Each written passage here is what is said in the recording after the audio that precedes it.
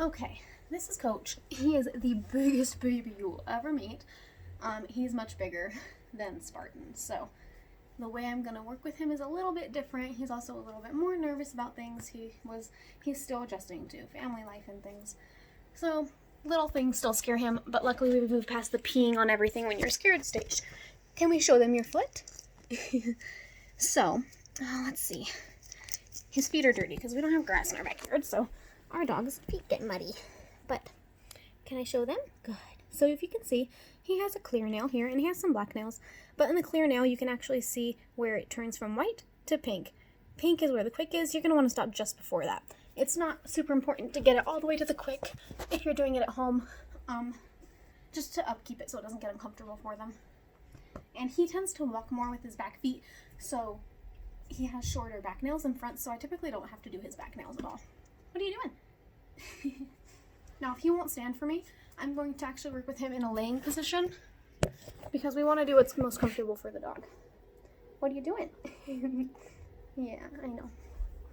So sometimes when a dog is this scared and they don't want to stand for me, and it might be a little bit uncomfortable, which is the last thing we want, but I'd rather them be comfortable overall and have to bend their foot a little funny. Can you come here, Coach? Good boy. Okay, so if we can take his foot like this, if he'll let me. I know I've only done his nails a couple of times, so he's still getting used to it. Like I said before, you want to make sure you're restraining their head. So use your arm, just press their head lightly against you and keep their foot outward. And typically you want to flip the foot to see the nail, but in his case, I'm just going to be very careful and Dremel at this. If you're clipping the nails, you do want to try and get them in a position where you can flip the foot. So having someone help you hold the dog up can be extremely helpful. Let's do this. What is this? What is that? Let him sniff it so he's not too scared of it. Okay, it's a good boy. That's okay, huh? See, that's all okay. That's not so scary, is it? And a good baseline I have learned over the years is that typically when a dog has clear and black nails, the quick's going to generally be in the same spot. So I just stop a little further on the black nails than I might on the clear nails if I'm doing it in this direction.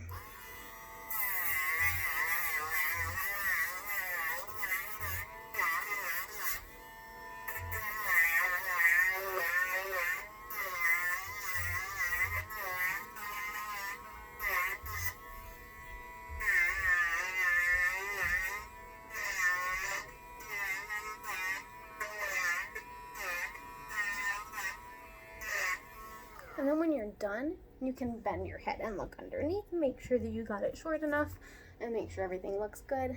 I know, Bubs. You're getting out of the way. How about that? Okay. Oh my goodness. See, and now he's getting a little more comfortable with me working with his foot, which is good, huh? Yes, Coach. Okay.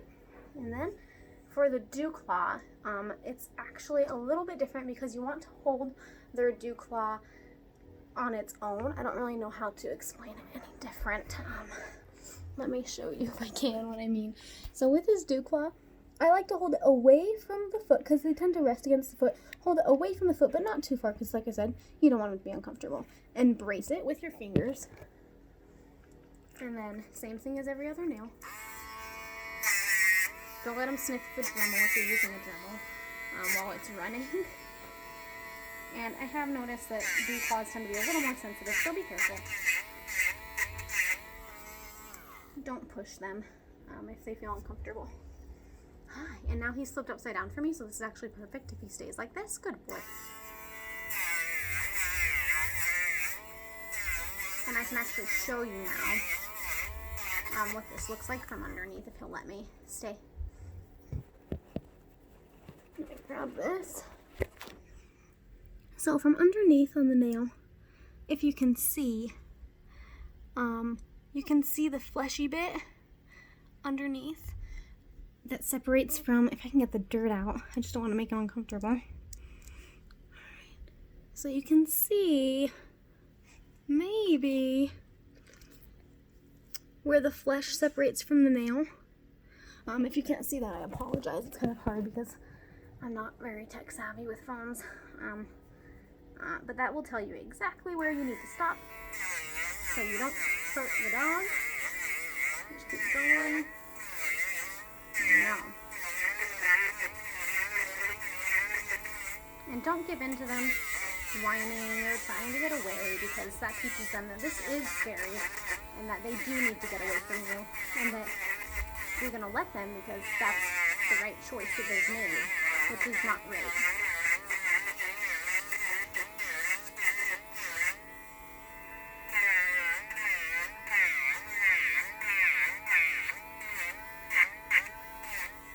Okay, and that's how we do the nails, huh? So that's how you're going to do nails. He's pretty good for it because I worked with him right after we got him. And we also worked with an amazing dog trainer who got him past a lot of hurdles, and he has come such a long way. He used to be afraid of everything, and now he's not as afraid. He, in this position, typically in the past, he would have just been peeing this whole time. So this is very good for him. If your dog is large and standing, if I can get him to stand up, I will show you how you're going to want to restrain him. Can you stand up? Up. Boom. Stand. Okay. So with a large dog, it's very similar to a small dog, but sometimes I can't reach around like I did with Spartan and hold them to my body. So I will just grab their leg. Come on, Coachy boy. He's not gonna let me do it. I can show you with Spartan. He's a little bit better of a model. Come here, Spartan. Or Coach, you gonna help me? You're gonna make this video very long. I know. Good boy. So for the leg on the opposite side of you, reach over. Same thing. Brace the head. And then instead of flipping them, sometimes I'll just do this number. If I'm able to, depending on how big you are, you may or may not be able to reach that far.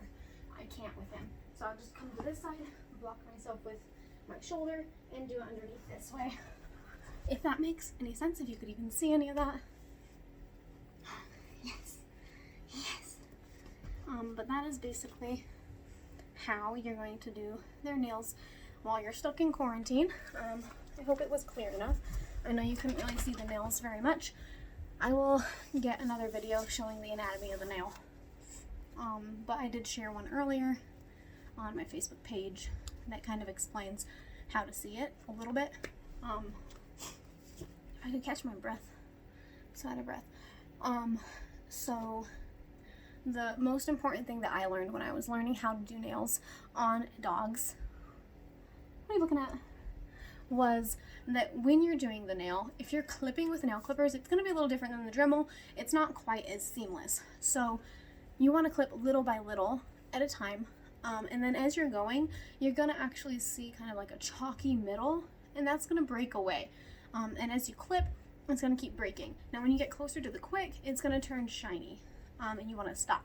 Do not keep going, or if you go to clip and it's kind of squishier, it doesn't feel quite as brittle, stop. Don't keep going. Or if your dog jerks away and he's been okay, stop, because he's telling you, hey, I felt a pinch. If you keep cutting, I'm probably going to be quicked. So that's some things that I've learned over the years of doing nails. It's hard to explain without actually showing you one-on-one, but that's basically how you're going to do it.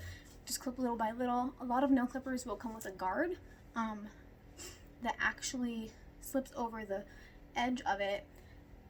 So when you see the clippers, let's say these are the clippers, there's a guard here. So it's only going to let so much of the nail through the clipper at a time, and those are super helpful. So definitely use that if it's on your clippers, if your clippers have that. And then I always recommend the Dremel. It just gets them a lot shorter, smoother, lasts a lot longer, and it's a lot more seamless. And if the dog's not afraid of the noise, it's a lot less frightening for them as well.